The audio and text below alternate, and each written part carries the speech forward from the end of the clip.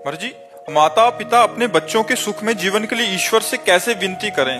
तो माता पिता को यदि अपने बच्चों का कल्याण और मंगल चाहिए तो उनको बचपन से भगवान नाम जपने की प्रेरणा करें, उनको भगवान के पावन चरित्र सुनाएं और सिद्धांत की बातें बतावें, जिससे आध्यात्मिक होकर आधुनिक विद्या का अध्ययन करते हुए संसार में एक आध्यात्मिक पुरुष बने। बिना अध्यात्म के जीवन बेकार है।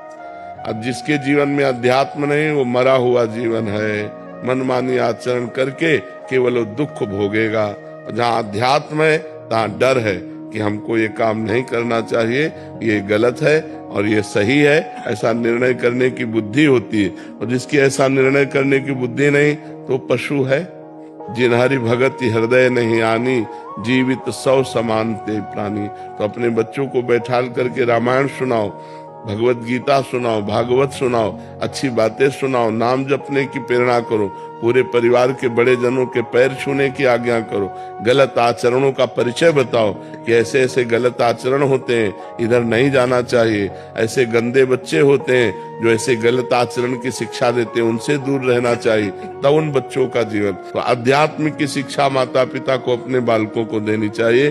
पर दुर्भाग्य ये है कि माता पिता अध्यात्म में नहीं है। माता पिता को ही ज्ञान नहीं कि अध्यात्म क्या है, तो बच्चों को क्या अध्यात्म की शिक्षा देंगे? बिना अध्यात्म के जो मन है वो आसुरी प्रवृत्ति में चला जाता है, राक्षसी प्रवृत्ति में। देखो ना, जब सुनने को मिलते हैं ना, जैसे लोग बता कि एक बच्ची के साथ ऐसा किया, तो अब सोचो आप, ये राक्षसी पना आया कि नहीं? क्या वो पढ़े लिखे नहीं है?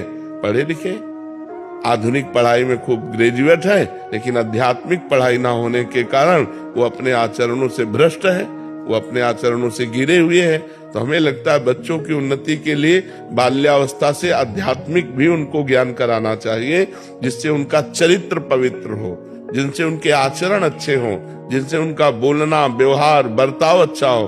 आजकल बच्चे अपने माता पिता से ऐसे बात करते हैं जैसे नहीं करना चाहिए, असभ्य बातें करते हैं। तो ये पढ़ाई लिखाई का है? पढ़ाई लिखाई का तो ये है कि अपने बड़े बुजुर्गों से हाथ जोड़ के बात करना, नम्र बात करना, उनकी बात स्वीकार करना, उनके चरण स्पर्श करना, ये सब बातें भूल जा रहे हैं। तो हम इसीलिए कहते हैं अपने बच्चों को बैठाल कर धार्मिक प्रवचन सुनाओ, धार्मिक ग्रंथों को सुनाओ, नाम जप करवाओ, पवित्र भोजन करने की उनको शिक्षा दो, पवित्र आचरणों की शिक्षा दो, तब उनका जीवन उत्तम और महान बनेगा।